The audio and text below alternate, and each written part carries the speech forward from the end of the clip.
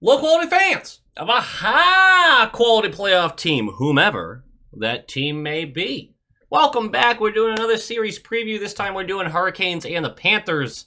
I feel really good about how the playoffs have gone so far. My bracket may be busted, but I think that I've done an okay job. I really do. I'm going to toot my own horn here. I've got some things right. I've got some things wrong, but the conversations we've had about the teams have been pretty solid, I would say. You know, my predictions, always awful, but the conversation about the team, pretty solid. Let's talk about how we're doing this preview as we usually do. Now, there's usually some whole stuff about, I used the last 3 months of the season, all this stuff. We've done multiple previews now for both of these teams involved. So if you really want the nitty gritty about how their seasons ended and all the expectations and everything like that, there's previous previews. They're also kind of funny to watch after the fact if you hadn't seen them because, you know, you get to see if it actually came true or not, the things I talked about. That being said, we're mostly in this video talking about what happened in the previous rounds and then how I see it reflecting with the current setup of the team. All right. The advanced stats I use are from naturalstattrick.com, unless I say otherwise. The home ice means next to nothing for me outside of extreme cases, like the Canes. And then the predictions at the end are absolute, just unhinged disasters at this point. Let's just go with that. Canes versus Panthers. How did we get here? Well, the Carolina Hurricanes got here through all of it. Through all of it. Through all of it. Team defense, goaltending, role players contributing, points coming from the blue line, power play, penalty kill. Everything is working for this team. They demolish the carcass of the Devils in round one with an ultra hot power play, a literally perfect penalty kill, excellent possession, and shot suppression numbers, and excellent goaltending. We talked about that series being the threat level of a tadpole, though. So, you know, not that impressive. It really couldn't teach us much about the team. And lo and behold, it didn't really teach us anything about the Canes. Because again, 5 games, quick, get them in, get them out, it's fine. Then they get the Capitals, who had a similar road to the second round. Okay, look, I didn't believe in the Capitals. I was right. I didn't believe in the Capitals all year. And I tried to treat them as fairly as possible in the preview, but I also still was very clearly not believing in the Capitals in the second round, and I was right. But the way the Canes just demolished that Capitals team, impressive. And through a lot of what they're known for, possessing the puck, just no mistakes, not giving up easy chances, to a Capitals team that all year had done a great job about creating those dangerous chances and finishing on them. Just they were great. They were really great in suppressing the Capitals' depth. 5 games, just a few dominant performances in there. Before I move on, if you are a Capitals fan, because I feel like Capitals fans, at least the ones that come through this channel, oftentimes, I got a couple of them upset last time, and they were mostly very respectful about it. You know, good guys and gals. But I did find that anytime a Capitals fan has something to say, I mean, they know puck. They know puck. They bring up things that aren't just, you know, nonsense, bullshit, basic media. This guy hits hard kind of stuff. No, they know puck. They talk about players. They talk about their impacts on the game. And so if you're a Capitals fan watching this, if you could tell me what your view of why they lost that series is, I'd love to hear it. I really would. Because in my mind, it just came down to the Canes getting to play their system the whole series and never getting pushed out of it. They were able to possess. They were able to create. They were able to fire away from the blue line like they like to. They were able to find some squeakers, high danger, sharp angle, things like that. I just want to know, I want to know the opposite take. I want to know what was going through the Capitals fans' heads during this, because I didn't believe, and I was right, but I didn't believe. So the power play did cool off in the second round for the Canes, 23% in round 2, but their penalty kill stayed red hot, allowing only 2 goals on 15 opportunities.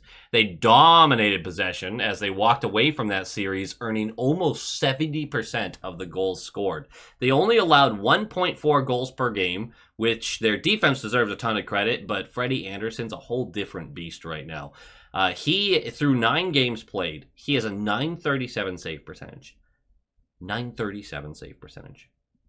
937.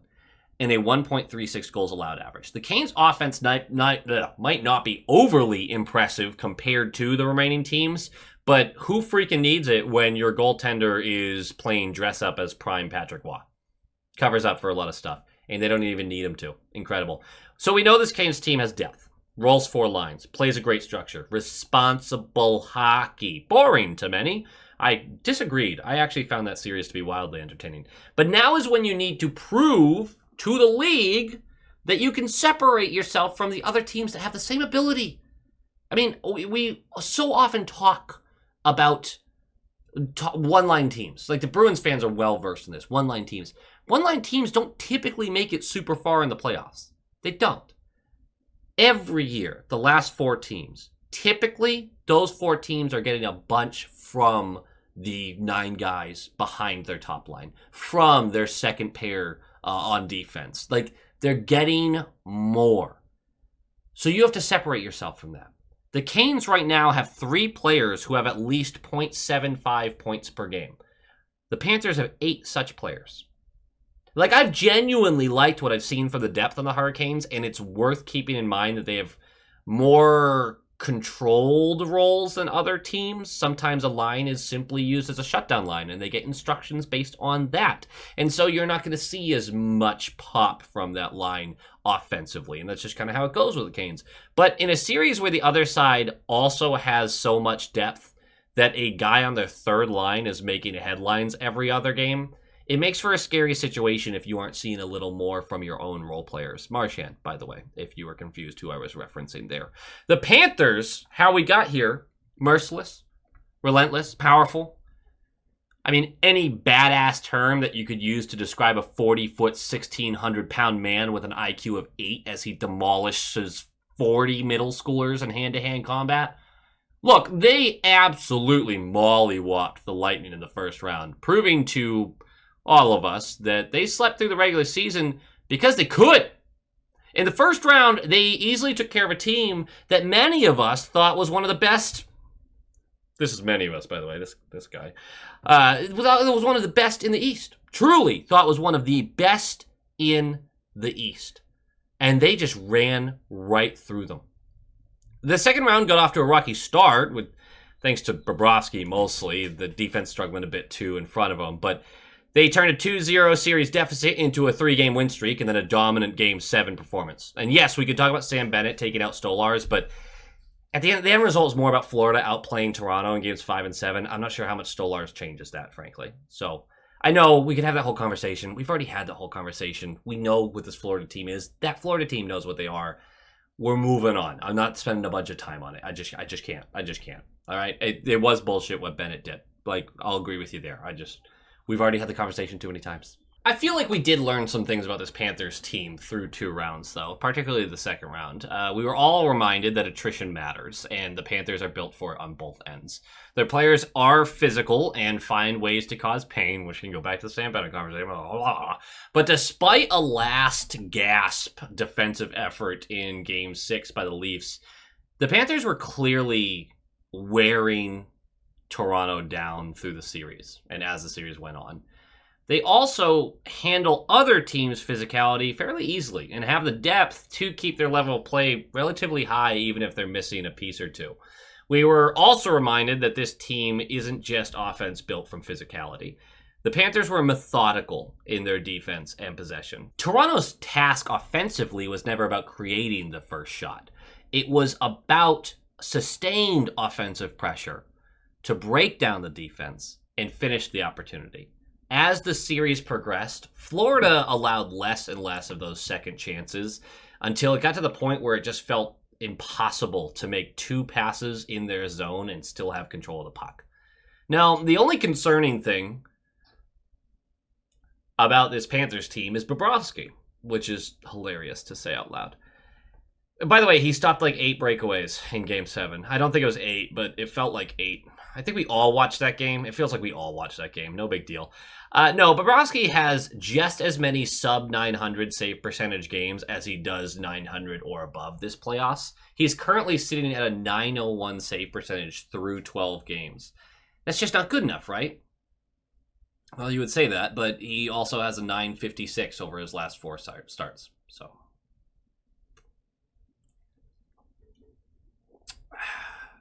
yeah, I think he's going to be fine.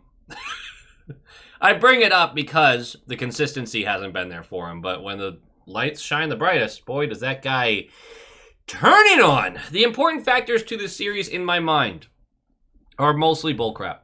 But this first one I find really, really interesting. I think there's something here. I really do. The first one is, can the Canes ramp it up? Florida has made it look somewhat easy. They crushed the Lightning in 5, and I think, again, most of us agree that that Lightning team deserved respect as a potential cup contender, but the Panthers were too much for them. Then they get Toronto, and yes, winning in 7 isn't exactly making it look easy.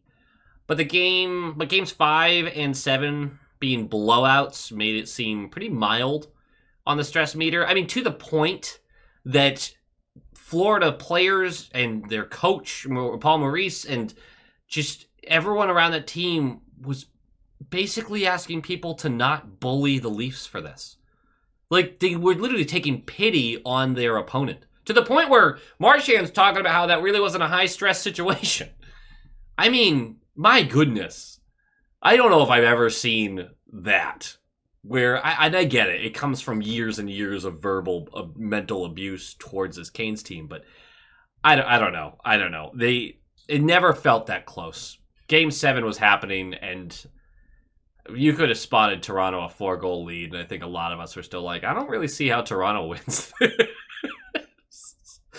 That being said, both the Lightning and Leafs were considered 2 of the better teams in the East. By me. This is an opinion-based point, and frankly, I apologize for it, but I wanted to say this, and my name is on the channel, so I get to.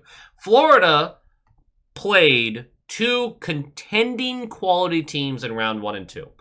They are playing at the peak of their powers right now. You can make the argument that that means they've also faced further attrition, that they are more physically worn down. I think they're built for it, so I'm not really concerned with that side of things.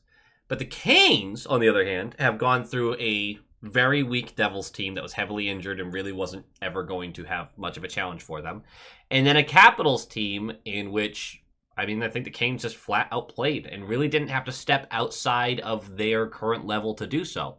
But now we have them playing a team that is at the peak of their powers that can win a cup with this level of play. The Canes have to find another level. We've watched in the past many times a team get through a series quickly, get some rest, and then meet a team that just went to war. Shout out Pacioretty? I forget which Leaf said it, but went to war. And that team that had rest wasn't level for the intensity, wasn't ready for the intensity. I can't speak. I don't know what it is. Definitely not the beer. They're just not ready for the intensity, and it ends up creating a shorter series than it should have been. And the Canes can't afford to give away any advantages here. They really can't. Florida is that good. And it's one of the biggest reasons I'm worried about the Canes in this series is they've had a few days rest. They haven't had to step into that next level of play yet. It just feels like they haven't had to get serious yet. Can they just turn it on? I don't know. There's also another important factor, I guess, could be the Canes' Eastern Conference history. The last 3 times this team has graced the conference finals, they've been swept. Yeah, they're 0-12 in their last 12 Eastern Conference finals games. Call it a fun fact, if you will. It's kind of like if the Leafs were just a little better, and they just kept getting to the last 4 and then getting wiped out. It's a lot easier to excuse that, though, because you keep getting to the last 4, which is pretty impressive, honestly. This isn't really an important factor because I don't think it mentally plays a role for the team or the coaching staff. I just wanted to bring it up. But I have a hard time thinking that this affects Canes players the same way the Game 7 failures of the past affect the Leafs players. And let's be honest, the Canes will never be under as much scrutiny as Toronto, right? That's just... there's not a Canes fan alive who will tell you that their fan base is at the same level as Toronto. Love that arena, though. Goaltending, always a hot topic, right? And I said at the beginning of these previews that I wasn't going to harp on goaltending in every video as one of the important factors, because it is always an important factor. But Florida can match the Hurricanes' ability to play matchups and roll out different line combinations. They can match them in their ability to defend and create chaos through the neutral zone. They can match their speed. They can match their special teams. But what they haven't shown that they can consistently match over the last couple of weeks is Freddie Anderson. And again, I've already given his stats earlier in this video. I've already given Bobrovsky's very impressive stats over the last 4 games, but some stinkers earlier. Bobrovsky has turned it on. But the margins are getting thinner. And if Bobrovsky gives a game or 2 away, this hill gets very steep very fast. The margins are super thin at this level. That being said, my prediction, there just isn't that much to separate these teams. They both have tremendous depth, both with their forward and defensive groups. Both can give themselves an edge when on home ice picking matchups. Both have really good structure, limiting scoring chances, and both create transition attacks with speed and precision. Both have power plays capable of getting hot, though the Canes are a little hotter right now. They are number 1 and 2 in penalty kill and defense. Canes number 1 in both those categories, Panthers number 2. Both have the goaltending to go on a deep run, and I know one of the concerns was Bobrovsky, but come on, you see where I'm coming with all this. But how many times have we watched the best players on Florida just step it up in the biggest moment? I mean, Tkachuk and Bobrovsky, Ekblad, Reinhart, Bennett in a weird way, Barkov. Can't believe that wasn't one of the first names out of my mouth. Yeah, just there's so many guys that when it comes to a pivotal game, they just hit a different level. My bracket's dead, so now I'm just picking these based off whatever I want to do in the moment. No, I was picking everything along with my bracket previously. But no, I think this is a pretty confident Panthers in 6. I'd love to see something else out of this. I really would. I don't see how anyone stops the Panthers until this roster is very, very different looking. If you told me right now, like, the Panthers are going to win the next 3 cups, it's so believable. It's so unbelievably believable. So Panthers in 6. What is the Panthers shout? I don't want to give it. I don't want to do the whatever the Panthers shout is. So I guess I'll go with, Go Bees. Sneak it in there. Go Bees. Like, comment, subscribe. Nailed it. Go Bees. Oh my gosh, I want to cry. I never said it, but diehard Leafs fan. I don't know. This video is a mess. Would you believe this is the second time I'm recording it? Because the first time my mic told me it was picking up sound, but it wasn't. I'm rooting for the Canes. Let's go Canes. Panthers in 6. Bye. And of course, here at the end of the video, I love to give some shout outs to the fantastic high quality inspectors who help support the channel and keep this running. I super appreciate every single one of you, from the role player tier, the top line tier, and of course the all-star tier. We are going to do our shout outs for this top line tier. Thank you so much to Sean Kreider, Michael Kamara, Chris and Erica, Kevin Timperley, Quackin' Platypus, JM, Smoke Channels, Shaggy, Adam Ella, Albert Waldron, Negev79, Lola Cattingsworth, EKM Productions, Moonlighter TV, Big Bad Bruin, The Bugman, Jeff with a G, Tommy Braga, Roland22, GD Viperworks, Len Kreutz, Brock Nope, Han Slobo, Coach D, The Atomic Lizard, Bradley Johnson, Brett Arney, Pincent, and Nick Zatrullo. Thank you so much, each and every one of you. Your top line material. But now we got to move on to our all-star tier members, the absolute legends. We have Jacob Pratt, Jake Brower,